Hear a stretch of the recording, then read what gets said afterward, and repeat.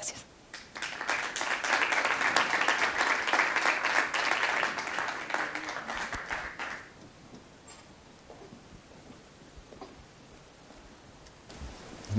Muchas gracias, Melina, por tu charla, muy interesante realmente. Bien, nuestro segundo ponente de hoy, esta tarde, es José Antonio López Cerezo, que es catedrático de Lógica y Filosofía de la Ciencia en la Universidad de Oviedo y desde 1999 es coordinador de la red temática CTS del área de ciencia de la OI. Ha sido director del Departamento de Filosofía de la Universidad de Oviedo entre 2004 y 2012 y coordinador de la Unidad de Cultura Científica del Centro de Investigaciones Energéticas, Medioambientales y Tecnológicas en Madrid, desde el 2007 al 2010. Es docente de la Universidad de Oviedo desde 1984 y ha sido director del posgrado oficial de Estudios Sociales de la Ciencia de la Universidad de Oviedo en colaboración con la Universidad de Salamanca y la OEI, y es también codirector de la revista iberoamericana de Ciencia, Tecnología y Sociedad. Hoy nos va a presentar una charla titulada Everest.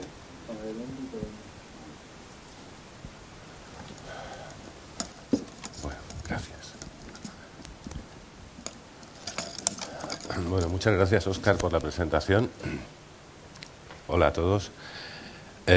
Quiero comenzar quizá haciendo una confesión, que es un poco personal, y es que me encanta el riesgo, me fascina el riesgo. Bueno, de hecho, que haya aceptado esta invitación ya es un ejemplo. Y me gusta el riesgo teórico y el práctico. Sobre el práctico no voy a decir nada por motivos obvios, porque hay público y testigos.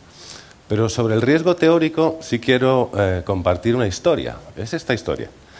Es el riesgo fruto de la investigación, del interés, por conocer mejor la naturaleza del riesgo, cómo se genera, cómo se percibe, cómo se gestiona el riesgo, que es un tema realmente fascinante. Y bueno, y también comparte la fascinación por algo tan impresionante como es la ascensión a las grandes cumbres, al Everest. El Everest está de moda. De hecho, es un destino para los viajeros intrépidos. Cada año hay multitud de personas que pagan auténticos dinerales en plata por hacer realidad su sueño de subir al Everest. Es uno de los destinos más increíbles que existen ahora mismo. Es nada más ni nada menos que el techo del mundo, 8.848 metros, y subiendo, porque si se esperan un poquito más, estará un poquito más alto. Deben saber que cada año el Everest sube 4 centímetros debido al movimiento de las placas. Es una cosa absolutamente fascinante. Y además por poco dinero, ya lo tienen ahí en la diapositiva, $65.000. ¿Quién no tiene $65.000? Bueno, o los puede conseguir. Y esto es solamente el coste de las agencias especializadas, como las que tienen aquí, Mountain Madness, Adventure Consultants de Estados Unidos, de Nueva Zelanda. Después tienen que sumar pues unos cuantos dólares más, hasta más o menos $100.000, que es lo que cuesta todo, incluyendo el vuelo intercontinental con sobrecargo, el alquiler del teléfono satelital, etcétera, etcétera. El equipo súper especializado que tienen que comprar y adquirir.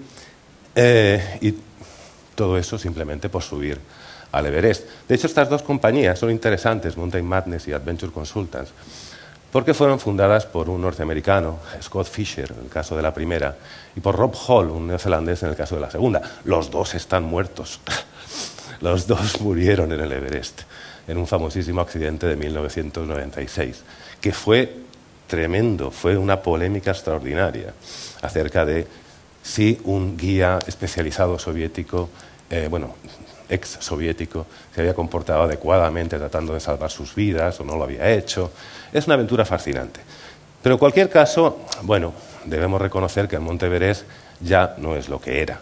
Aquí tienen una bonita fotografía de la expedición británica de 1924, donde pueden apreciar a Irving y Mallory, además con un estilo inconfundiblemente british.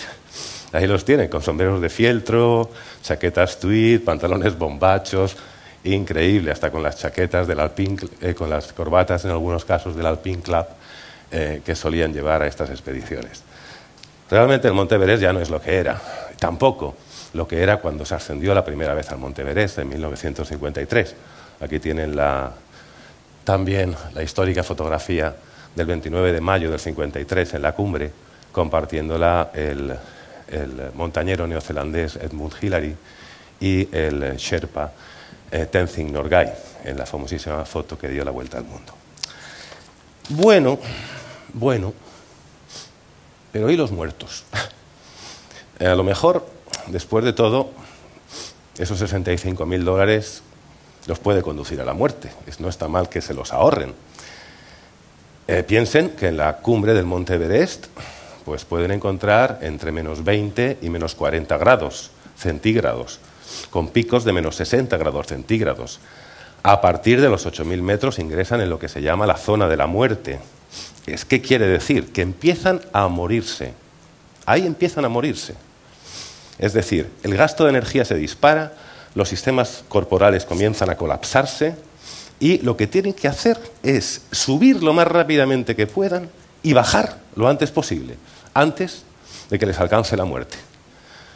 Esa es la aventura de subir al Monte Everest. Pero bueno, en realidad si hacemos números, pues quizá los dados no están completamente en nuestra contra. Desde la primera ascensión del 53 hasta 2013 se registran según la BBC, más de 5.500 ascensos con 210 muertos. Hemos pasado de 100 intentos diarios de cumbre en los años 90 a unos 500 diarios desde el año 2005. Y el coeficiente de peligrosidad del Monte Everest ha cambiado extraordinariamente. Desde 1922, desde la primera expedición británica hasta el 2004, era un 8,3% de muertos frente a los porcentajes de la Annapurna o el K2, muchísimos más altos. Pero hasta 2014 ese porcentaje ha bajado hasta un 4%, poquísimo. Un muerto por cada 25 ascensos. ¿Dónde estaremos en 2021? Quizá todavía menos muertos. Ese porcentaje del 4% de muertos es más o menos como el riesgo que tiene un varón no fumador de 60 años con la presión sanguínea normal, el colesterol normal, de tener un accidente cardiovascular en los siguientes 10 años. Por tanto, es un riesgo relativamente aceptable. Bueno, realmente el Monte Everest ya no es lo que era. Ahora tenemos equipos de oxígeno embotellado extraordinariamente ligeros, tenemos corticoides sintéticos como la dexametasona, que a través del uso profiláctico pues evitan problemas graves. Tenemos también incluso cámaras hipováricas para ir acomodando el organismo a fuertes altitudes, de modo que tengamos que reducir los pasos por sitios peligrosos de la montaña. Tenemos telefonía satelital, previsión meteorológica extraordinariamente precisa. Tenemos una gran cantidad de cosas, de ventajas, que permiten ascender con muchísima más seguridad. Tejidos sintéticos, botas calefactables, etcétera, etcétera. Tenemos muchas cosas que han reducido extraordinariamente los riesgos. La pregunta es, ¿realmente ha hecho la ciencia del Monte Everest una montaña segura? ¿Es una montaña segura? Bueno, ¿qué les voy a decir? Vivir en la frontera tiene sus riesgos. Siempre hay un riesgo. A lo mejor también se está pagando por ese riesgo, por pequeño que sea. Y también tiene sus tragedias, como pues, los posibles accidentes en la cascada de hielo del Khumbu. Esto es una cascada de hielo que es la prolongación de un glaciar en la ruta normal por la cara nepalí del ascenso al Everest por la misma ruta que siguieron Hillary y Norgay. Es una ruta que está plagada de seracs, de grandes bloques de hielo, de fisuras que pueden abrirse, porque se va desplazando este hielo por causa del movimiento del glaciar. También de puentes de hielo que pueden colapsarse con el paso de un escalador y de otras cosas que causan un riesgo que se mantiene en el Monte Everest. Y de hecho, a veces se colapsan. Por ejemplo, el 18 de abril de 2014, a cerca de las 7 de la mañana, esto está mal, no son las 7 de la tarde, sino las 7 de la mañana, hace poco, este año, como ven, murieron 16 sherpas y quedaron 9 gravemente heridos. 19 muertos, 28 huérfanos. Es lo que ocurrió en el Monte Everest. Se preguntarán, ¿cómo es posible? Con la dexametasona, con la previsión meteorológica, con los avances técnicos, con la ciencia, con el extraordinario detalle de la organización y la logística de las modernas expediciones pesadas, de ascenso al Monte Everest. ¿Cómo es posible que algo así ocurra? ¿Cómo es posible que tenga lugar una tragedia como esta? Que no seamos capaces de anticipar que un bloque de hielo de casi 10 millones de toneladas va a colapsarse, fragmentándose en pequeños trozos y creando una muralla de viento, de hielo y de muerte que se llevó por delante a tantas personas. ¿Cómo es posible que la ciencia no pueda prever esto? ¿Cómo es posible que tengamos estos resultados? Bueno, y estas consecuencias. Después de lo que ocurrió en abril de este año, los Sherpas simplemente se declararon en huelga. Ya se acabó la temporada. Ya no hubo más ascensiones. Además protestaron, formaron un lío tremendo, tuvieron que ir representantes del gobierno y no está claro qué es lo que va a pasar. El gobierno les ofrecía apenas $300 para el funeral. Imagínense, $300. No les llegaba para enterrar a sus muertos. Una miseria comparado con los millones de dólares que está ingresando por permisos de escalada cada año el gobierno nepalí. ¿Qué es lo que está pasando entonces?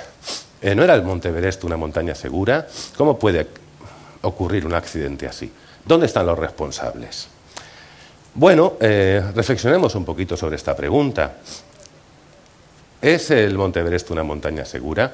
Bueno, las expediciones pesadas son expediciones muy complejas, que tienen una gran cantidad de elementos técnicos y organizativos, de componentes sociales fuertemente interconectados, que a veces, si algo falla, puede tener lugar un efecto dominó, en el cual finalmente ocurra una tragedia. ¿Qué quiere decir esto? ¿Cómo puede ocurrir un accidente? Piensen, por ejemplo, en un avión, que es también un sistema técnico, al igual que una expedición pesada de ascenso al Monte Everest.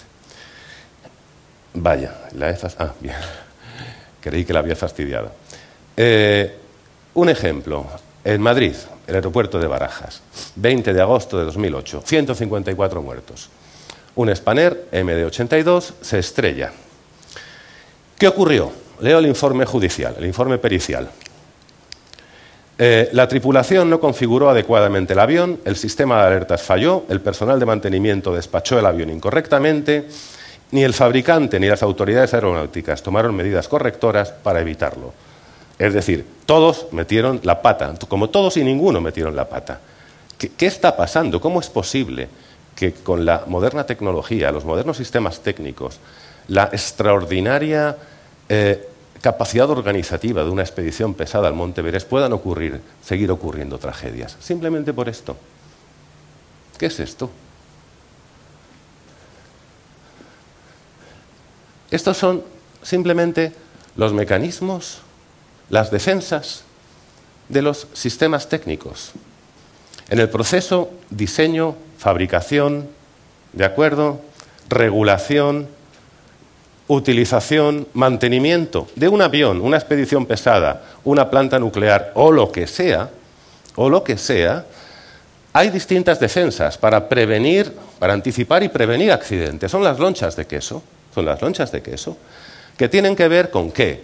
Con manuales de instrucciones, con preparación de pilotos, que tienen que ver con homologación de piezas, ¿de acuerdo? Preparación de ingenieros, con regulaciones aeronáuticas, etcétera, etcétera, etcétera. Son muchas defensas que tienen los sistemas, pero siempre hay un agujerito.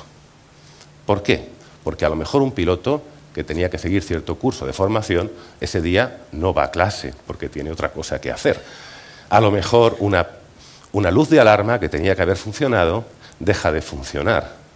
A lo mejor un técnico de mantenimiento que tenía que haber estado ahí está, sin embargo, comiéndose el bocadillo.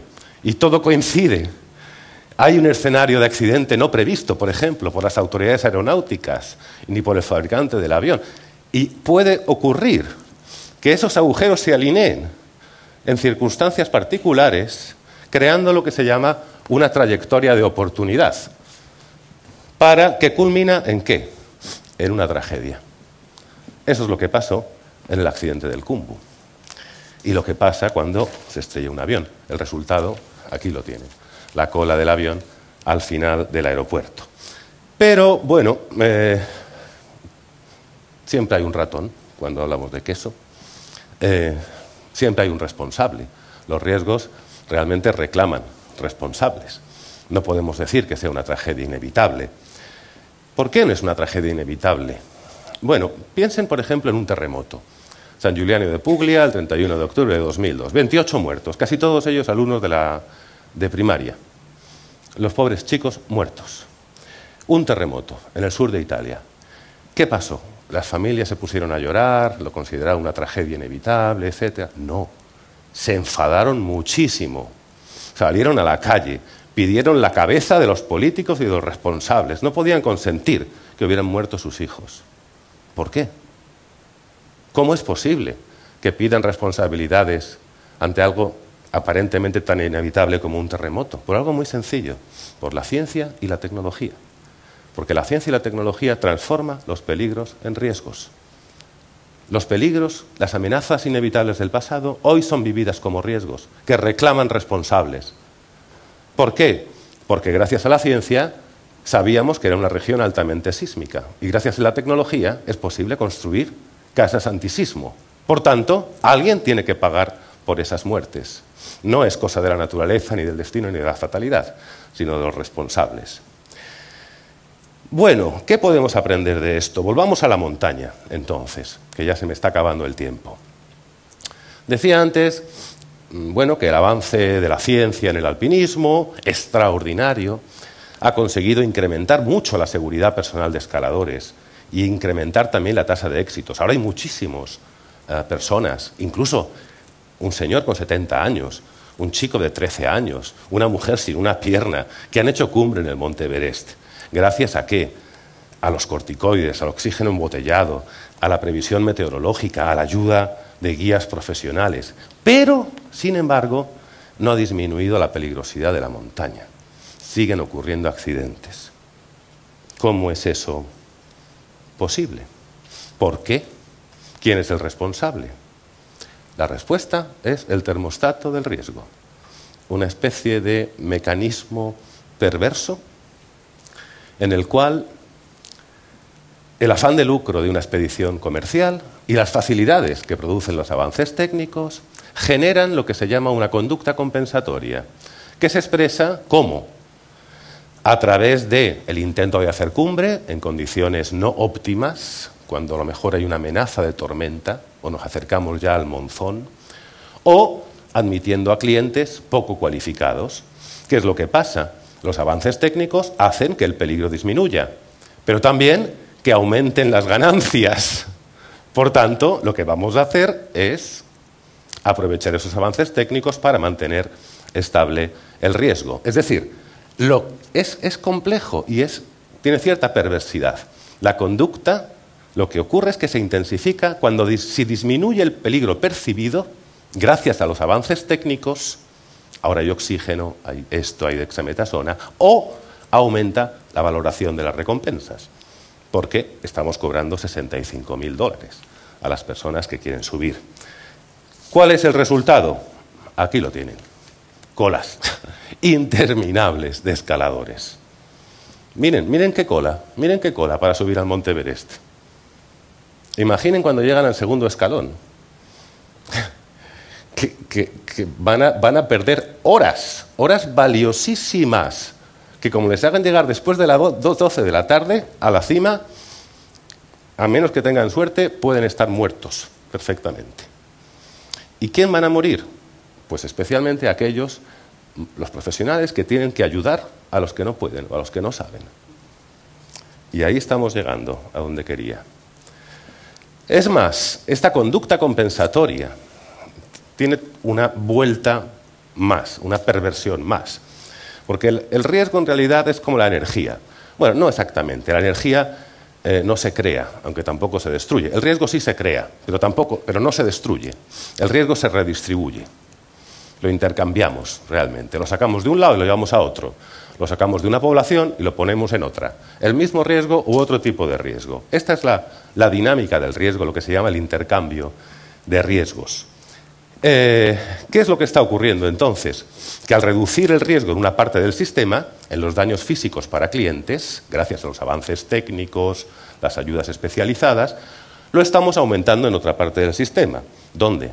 En los Sherpas, en los que tienen que ayudar a esos clientes en apuros, a esos clientes poco cualificados. Como resultado, la peligrosidad de la montaña permanece constante, aunque los perdedores son los trabajadores locales. ¿Qué ocurre entonces con el pueblo Sherpa? ¿Por qué están expuestos a ese alto riesgo? Pues aquí lo tienen. Se les supone mejor aclimatados, por tanto se les da poco oxígeno. No tienen médicos que les puedan prescribir la dexametasona o corticoides sintéticos. Deben llevar cargas más pesadas y les puedo asegurar que son muy pesadas. Han de acondicionar la ruta para los clientes, es decir, han de pasar muchas veces por sitios tan peligrosos como la cascada del Khumbu, muchas veces. Y además siempre deben estar dispuestos a salir y exponerse ante un cliente en apuros. El resultado, bueno, pues aquí los tienen, a los sherpas poniendo escaleras para pasar fisuras, apurándose, transportando botellas de oxígeno para los clientes, de modo que puedan, hasta alfombras tienen que subir a veces a los campos de altura, y finalmente el resultado lo tienen ahí, muertos. En resumen,